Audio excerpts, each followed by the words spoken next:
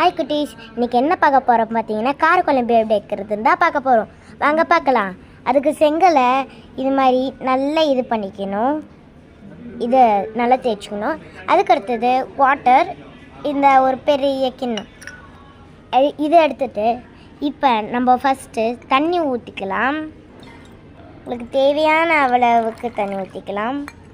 Next இதுக்கு அடுத்தது இது அந்த பொடியை போட்டுக்கலாம். நெக்ஸ்ட்டு இதுக்கு அடுத்தது கலக்கிடலாம்.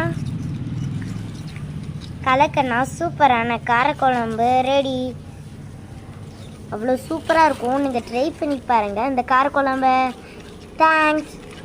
லைக் போட்டுருங்க. நான் இவ்வளோ பண்ணுறேன்ல, லைக் போட்டுருங்க ப்ளீஸ்.